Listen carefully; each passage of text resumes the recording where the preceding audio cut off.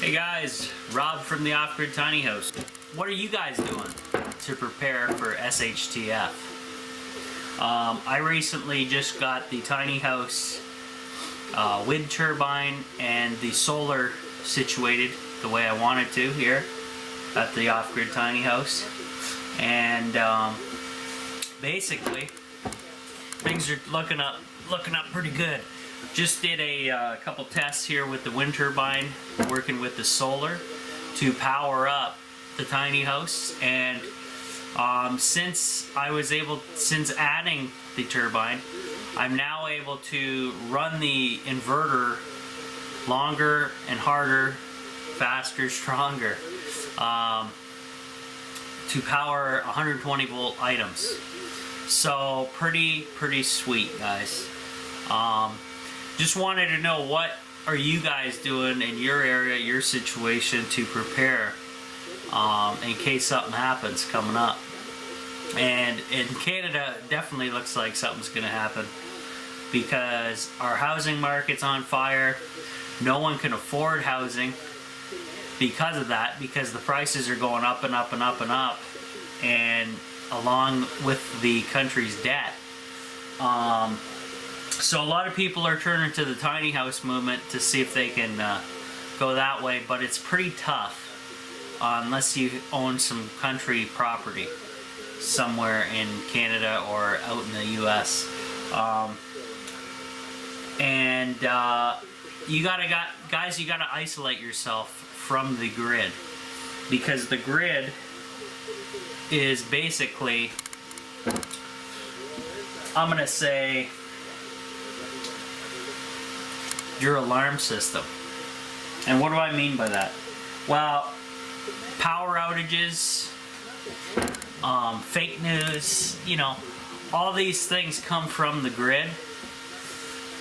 And if you can isolate yourself from that stuff when something goes down, obviously you can monitor it from afar via internet, whatever means you got, ham radio, shortwave, just to see what's going on out there.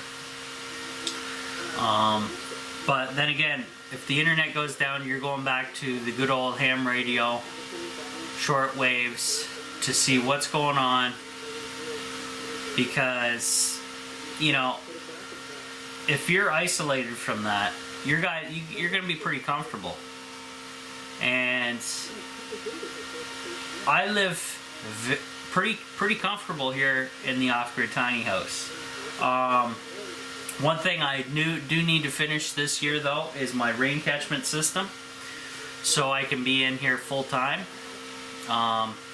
And also saving for that a decent sized battery bank, because I'm running on a little tiny 30 amp hour sealed AGM battery, which works well, but I gotta increase my amp hours for the tiny house quite a bit.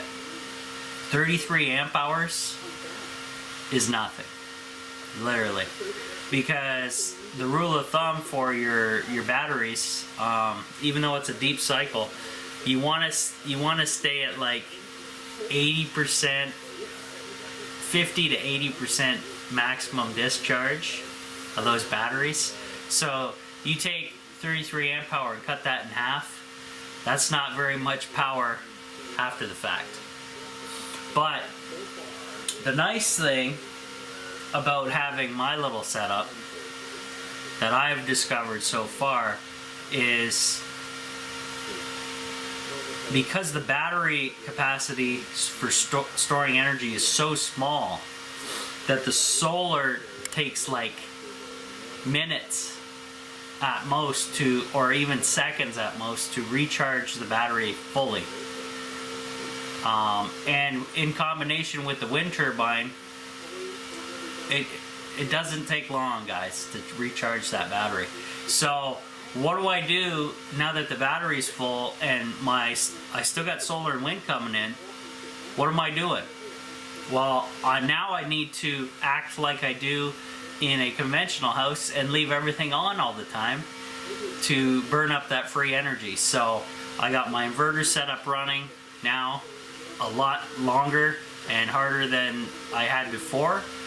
I'm able to use my entertainment and other charging stuff a lot more often than before. So things are looking really well here. But I want to ask you guys, what are you doing today at your homestead, your property, to get more isolated from the grid? Because in case of an emergency, guys, you're on your own. And if you're not ready, and your bug out place, or or if you're gonna just hunker down in your house, how are you gonna do that?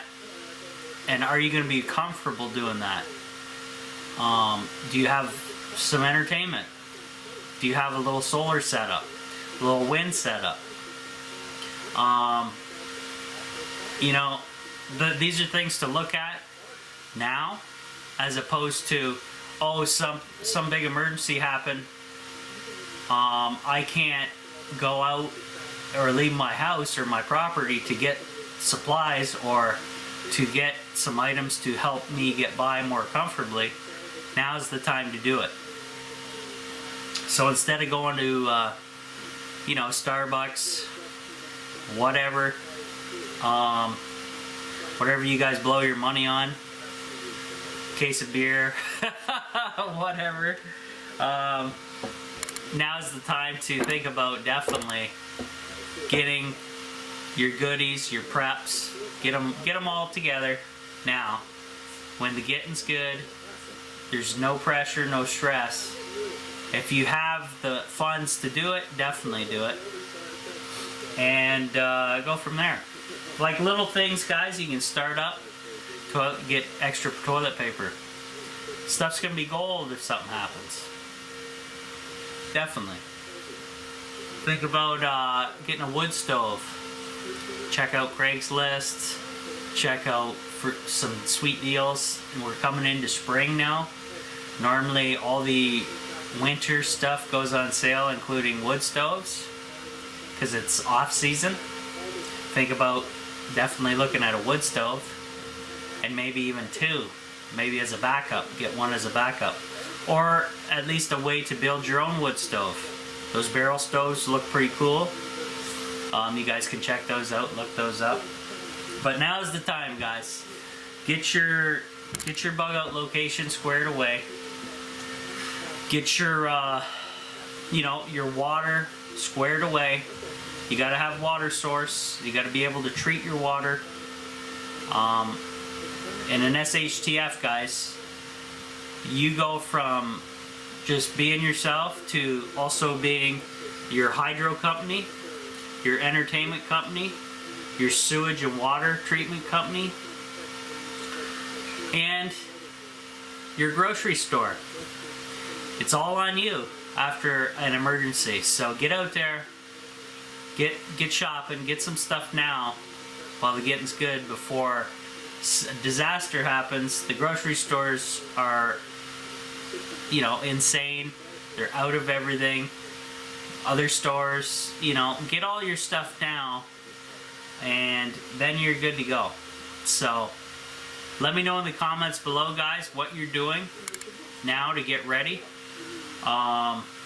For whatever it is. Like, who knows what it's going to be, guys, but if you're not ready, you're not ready.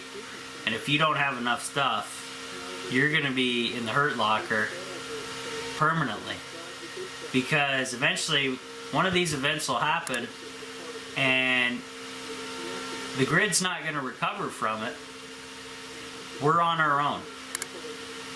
So, get out there, get your preps. Let me know in the comments what you're doing, and also please give this video a thumb up, share it, get the info around, and we'll see you on the next one.